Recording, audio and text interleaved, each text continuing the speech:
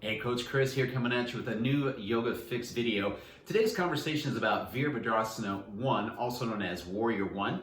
And before we get into some of the yoga fixes that I would recommend and things to look at if you're challenged with this pose, first up is when I think of the warrior postures, I think of them in terms of the energetics of a warrior, and that in particular would be this idea of being fierce. So that's why the postures Warrior 1, 2, and 3 are pretty vigorous or challenging, or they can be.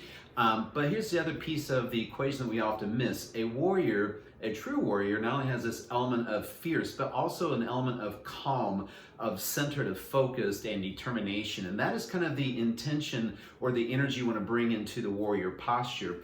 From a physical perspective, the warrior poses build everything from strength and balance and so forth. But in particular, Warrior 1, we're really talking about strengthening the leg that's in the front position of the pose, and the back leg is kind of getting elongated and strengthened. We're also getting an element of really strengthening the musculature along your spine, which is really fantastic, especially in our day and age when a lot of us don't really engage with good posture, right? We kind of slouch oftentimes, or we're sitting at a desk and we're in that hunched over poor posture. So it really engages all the structure along your back body. So there's also some deeper benefits and energetics that I really don't want to get into. That's a whole nother conversation. But the key that I find here is in every yoga pose about alignment. And I will say there are different alignment principles in different schools of yoga. I come at it from a physical alignment perspective that is rooted in not just yoga tradition, but also from biomechanics with my background in exercise science. And I can kind of understand a little more on a deeper level than what these alignment principles should look like. And that's a big key when it comes to this warrior pose. So I want to talk a little bit about the alignment first, and then the most common fault or flaw that I see when students are in Warrior 1.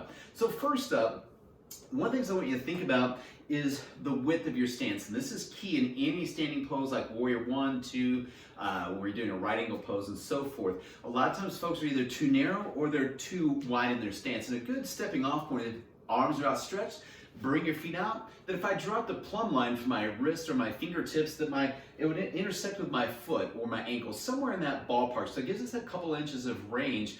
But that also allows us, when we're aligned, I think of that Vitruvian Man, the Da Vinci sketch of the guy in the circle, right? It's about proportion and length of your limbs. And so this puts us in a good foundational position. Warrior 1 is one of the archetype poses, meaning that it's a foundational yoga posture that we can build on with other types of postures, but it all starts with this foundation. So we want that spacing about, again, feet. If you outstretch your arms, about wrist to fingertip distance is what we're after. You may have to compensate depending on your ability.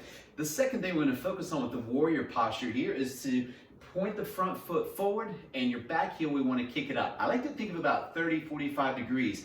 What I don't like is, you can go 90, kind of parallel with the back edge of your mat, but what I definitely don't like is the toes to point back. This really puts your back hip in a jam. We have this this structure, the trochanter and your femur, and if we have that foot turned out, as you rotate and turn the pelvis to square, it can really get pinched, jammed up, and limit your positioning in the pose. So that's the basic foundation. Now the next thing is, we want to have our hips squared up and facing forward. So my legs straight, pretty easy, right? And to kind of help with that, squeeze your inner thighs. If I think of squeezing my feet toward each other, that instantly brings my hips to a more true or squared up positional orientation, and that's really what you want. And here's the big challenge, and the thing I see happen the most. When we try to get into this position, we end up with our pelvis here, right? Rather than squared up, I'm off to the side to some degree or another. And that's going to present a problem from a physical perspective. If my pelvis is more of an open orientation than closed, as I start to come into warrior, then I have to turn my thoracic spine in order to compensate to face forward. That puts a lot of stress into your lumbar spine that we really don't want. It also throws off just the flow and the energetics of this posture. And so here's how we fix that. I want you to keep in mind, this is something I like to tell folks that we don't always think about. A lot of the yoga poses we do today, they've only been around really in the yoga practice for 100, 150 years thereabouts. Either way, these poses were brought in primarily by men taught to other men. And most men, I'm not one of them, are built much more narrow. I have a wider pelvis, and perhaps you do as well. If you have that narrow pelvis, not so hard to square the hips. For those of us with wider hips, it's a different story. So the common principle here we often hear is that if you make a line from your forward heel to the arch of your back foot, that's the position you want your feet on, and you want to square up from there. And I've been doing yoga for like 30 years, and this is super challenging for me. And it's not because I lack the flexibility, it's because of the width of my pelvis makes it a little more challenging.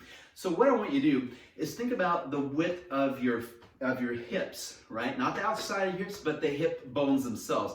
And that's about how wide I want you to place your feet to start with. So for me, if I go about hip width, step that front foot forward, back foot back, turn the toes, so I'm about 45 degrees, and I can much more easily get into that position.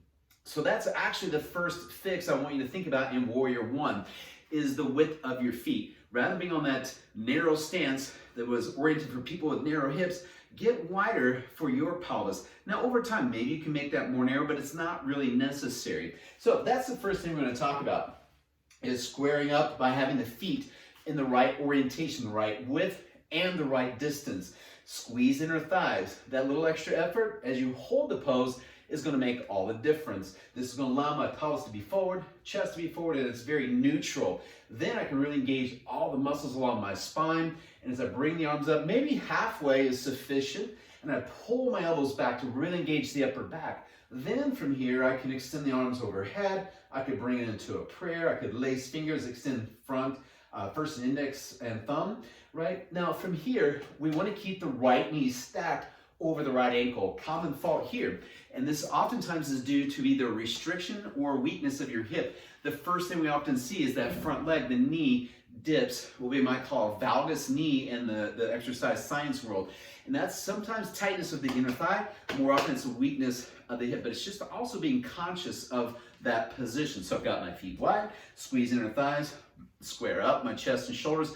This makes things a whole lot more comfortable as I open my chest, pull the shoulders back, and again, express the pose from there, however it feels right for you. Arms halfway up or reaching up. But we want that warrior energy, that fierce element involved with the warrior poses. But now we got to be calm. We got to be centered, right? So if you cannot get calm and steady in your body, your breath, and your mind, then we need to adjust in order to get there. So again, we're aligned, shoulders back, and we want to keep that front knee stacked over the ankle, also not letting it pass out forward. Maybe a little bit, but definitely not out past the toes. I prefer a stack right over the ankle. That keeps it very safe for your knees. This builds strength in this front leg. Squeeze your knee towards the center of your ankle, right? Stack it. So if you look down, and if I see all 5 toes and my knee is on the inside of that, I need to engage my hip and bring that to where maybe not only see like the big toe, maybe a couple of toes, and then I know I'm oriented. Again, strong and then opening. Here's the other thing that we often find. If you're restricted in this hip flexor, the iliopsoas area, somewhere in here, we want to feel that stretch and release, but if that's super tight, your posture, you're probably going to be leaning forward and then trying to compensate by reaching the arms up. So what we can do is maybe ease off the lunge, keep this alignment, keep the shoulders stacked over the hips, and work from here. Only going as deep as you can over time. Maybe you can get that deep 90-degree bend of your knee.